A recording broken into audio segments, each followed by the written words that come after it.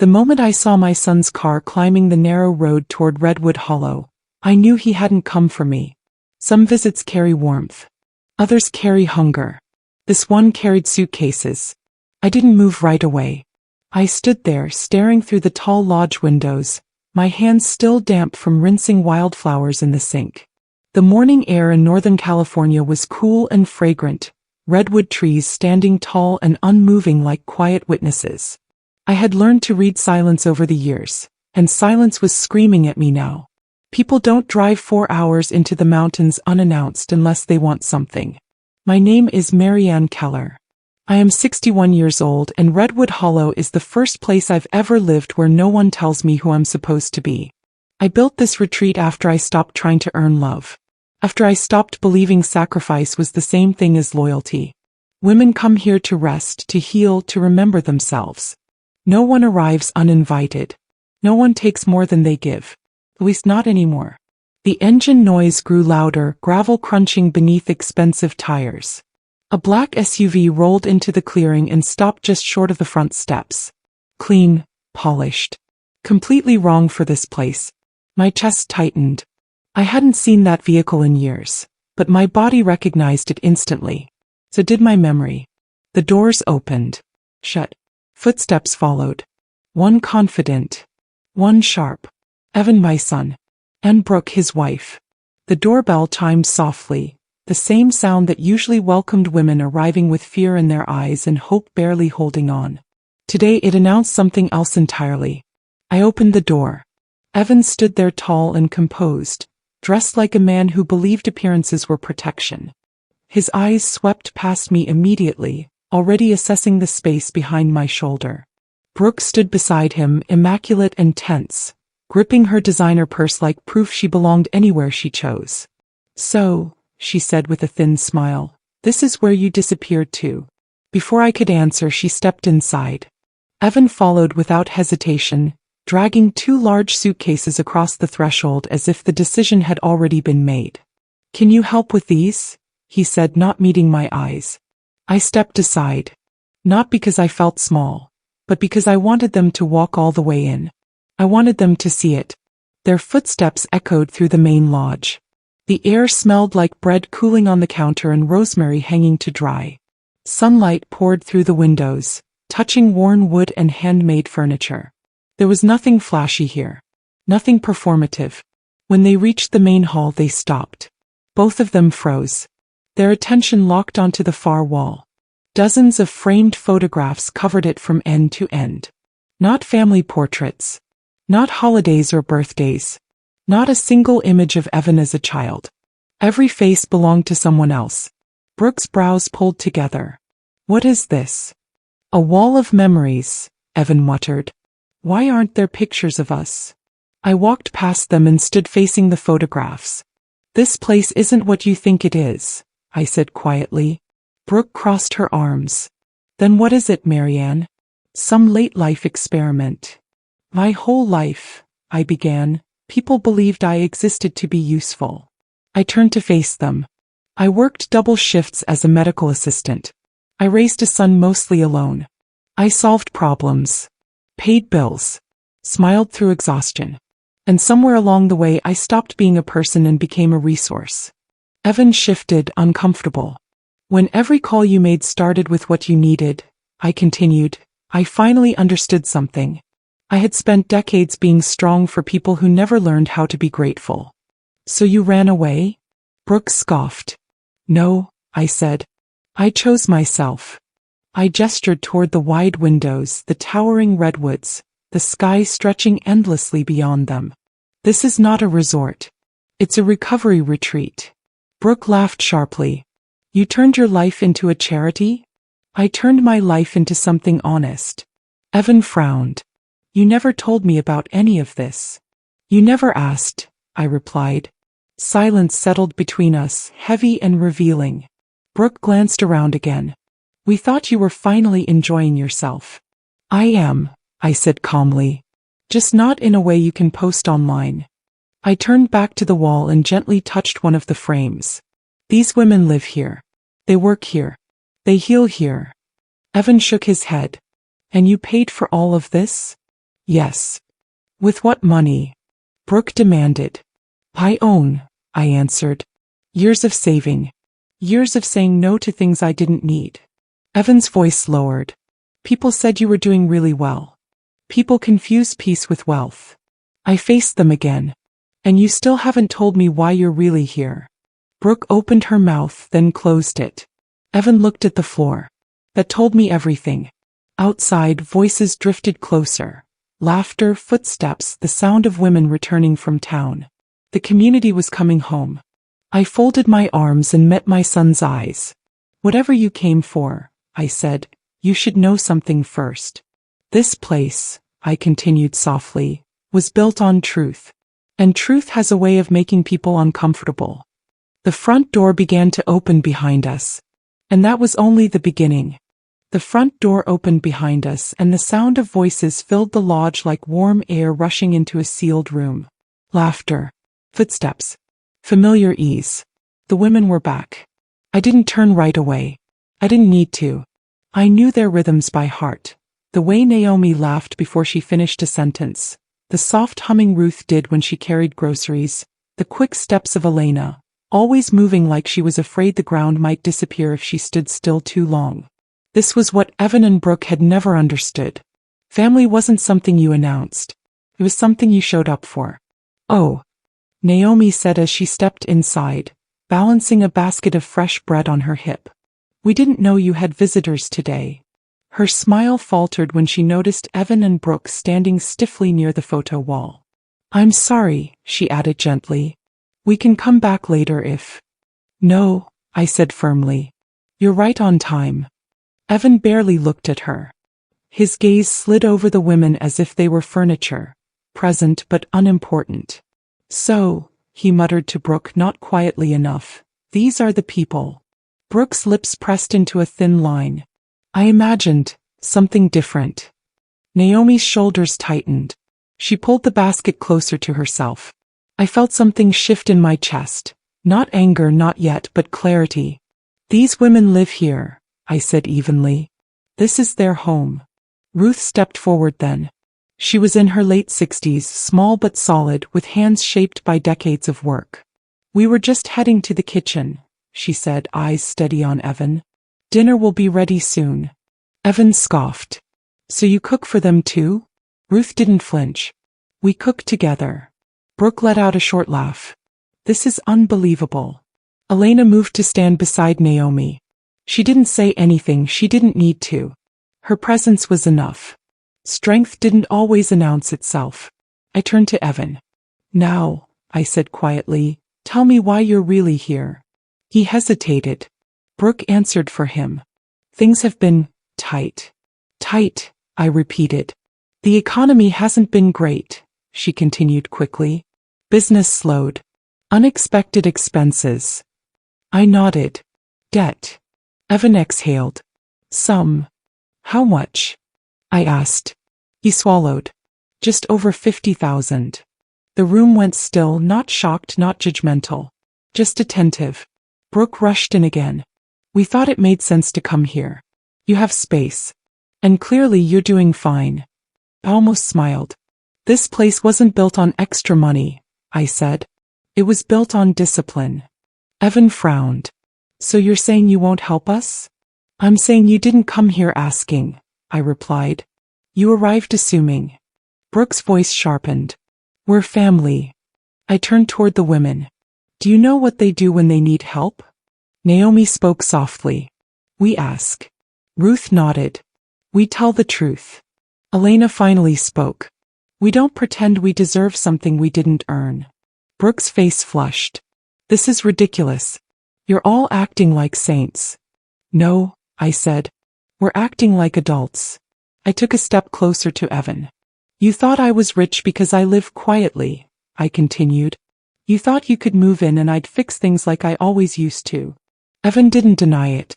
So here are your options, I said calmly. Brooke laughed. Options. You can stay, I said. But not as guests. Not as my son and daughter-in-law. Evan looked up. What does that mean? It means you live like everyone else here. A small cabin. Shared meals. Chores. financial counseling, honest work. Brooke stared at me. You want me to scrub floors? I want you to contribute, I replied. No one here is served. Everyone shows up. Evan hesitated. And if we don't? Then you leave, I said simply. Brooke's laugh turned brittle.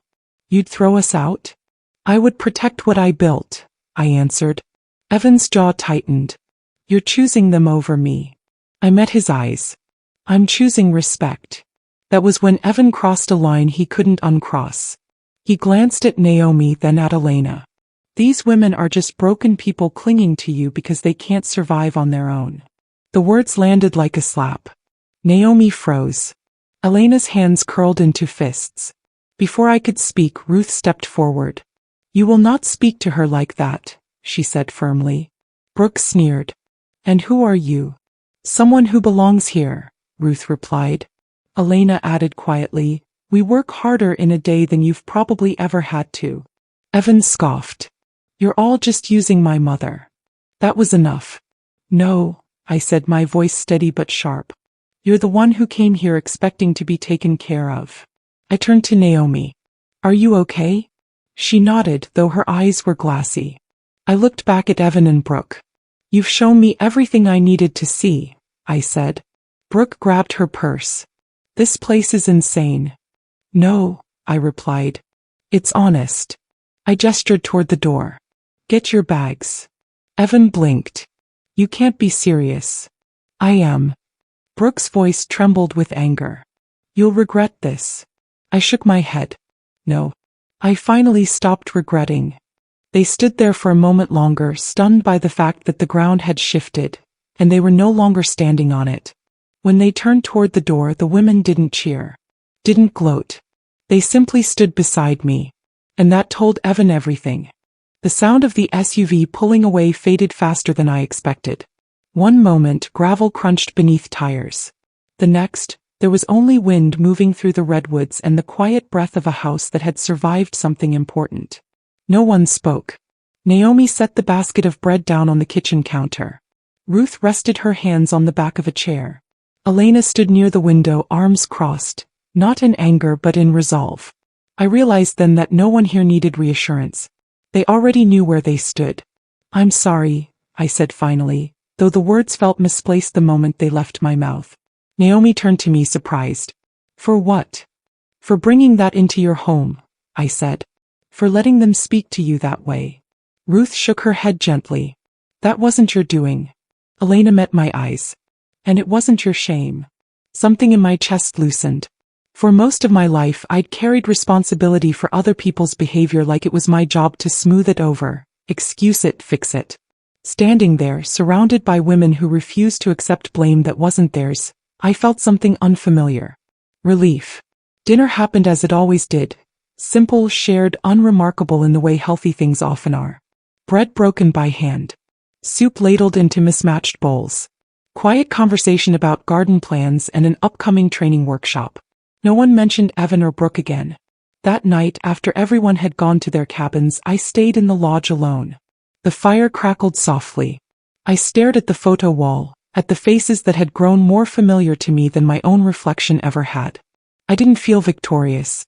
I felt aligned. Weeks passed. Then months. Redwood Hollow continued doing what it was built to do. The gardens expanded, rows of vegetables growing where empty ground once was. Naomi began leading nutrition classes for new arrivals. Elena took over the woodworking shed, teaching women how to build shelves, tables, things solid enough to trust. Ruth handled the finances with the precision of someone who had learned, the hard way, never to hand her future to someone else again. And I watched. Not as a savior. Not as a martyr. As a witness. One afternoon a letter arrived. Evan's handwriting was unmistakable. I didn't open it right away. I set it on the counter and finished slicing apples for the day's meal. Only when the kitchen was quiet did I sit down and unfold the paper. He wrote about therapy. About how his marriage was falling apart. About how he finally understood that love wasn't leverage. He apologized. Not dramatically. Not convincingly. But earnestly enough that it would have undone me once. I folded the letter and slid it into the drawer where I kept old bills and expired warranties. Then after a moment I took it out again. And I threw it away. Not out of anger. Out of peace. I didn't need him to understand me anymore. Life at the retreat grew fuller. We added 2 more cabins by the following spring. Women arrived frightened and unsure and slowly learned how to stand on their own feet again. One morning, a young woman named Claire, no relation to my daughter-in-law, arrived with nothing but a backpack and a shaking voice. Naomi welcomed her in. Elena showed her the workshop. Ruth helped her open her first bank account. I watched it happen and felt something settle deeply inside me. This was what family looked like. Late one evening, as the sun dipped behind the trees, Naomi joined me on the porch. "Do you ever miss him?" she asked gently. I thought about it. "I miss who I thought he was," I said. "But not who he chose to be." She nodded, understanding more than words could carry. As darkness settled over Redwood Hollow, laughter drifted from the cabins. Someone was playing music softly. Someone else was learning for the first time how to feel safe. And I knew something with absolute certainty. Some doors close so others can finally open. 2 years after Evan and Brooke walked out of Redwood Hollow, the place no longer felt like something I had built. It felt like something that had grown on its own. There were 12 cabins now instead of 6, each one shaped by the hands of women who once believed they had nothing left to offer. The gardens stretched farther down the slope, feeding not just us but families in the nearby town. What began as survival had become stability. What began as healing had become purpose. I woke each morning to quiet strength. Not silence, but the kind of calm that comes when nothing is being taken from you anymore. Naomi ran the kitchen now, teaching women how to cook meals that nourished more than hunger.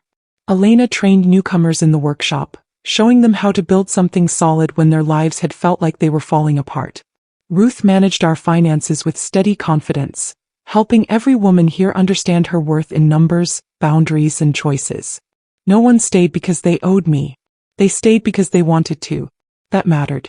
One afternoon, a message came through my phone. Evan. This time there was no letter.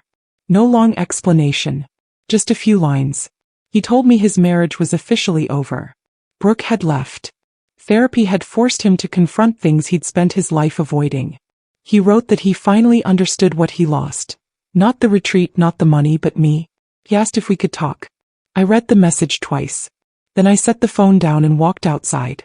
The women were gathered near the garden beds, laughing as they worked. Naomi was showing a new arrival how to tie tomato vines. Elena corrected a crooked fence post. Ruth sat nearby with a notebook, teaching someone how to plan a budget for the first time in her life. No one needed rescuing. No one was waiting to be saved. They were already living. That was my answer. I didn't reply to Evan. Not because I hated him, but because I no longer needed closure from someone who couldn't give it. Closure isn't something other people hand you. Something you build when you stop reopening the same wound.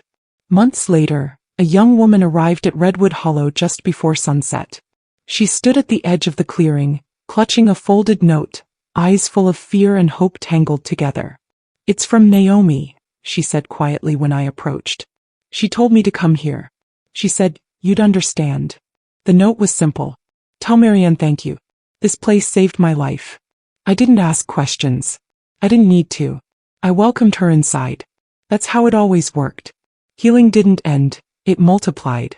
As for Evan, I heard about him only once more. A mutual acquaintance mentioned he'd moved to another state. Started over. Learned too late that entitlement isn't inheritance. I hoped he found peace. But I no longer felt responsible for it. People often think revenge means watching someone suffer. They're wrong. The real victory is building a life so full, so grounded, so honest that no one can take anything from you ever again. Family isn't who shares your blood. It's who respects your boundaries. It's who shows up without demanding. It's who stays when you are vulnerable. Not because they need something, but because they care. Evan and Brooke came to Redwood Hollow looking for comfort without contribution. They left with nothing. I stayed with everything that mattered. Purpose, and a family that chose me back. If this story resonated with you, it's probably because you felt it too. What it's like to give and give until there's nothing left and then finally choose yourself. If you were in my place, what would you have done? Tell me in the comments. I read everyone. And if you believe stories about boundaries, strength, and quiet justice deserve to be told, subscribe to the channel and share this story with someone who needs to hear it today. Sometimes the bravest thing you can do is close the door and build a better life on the other side.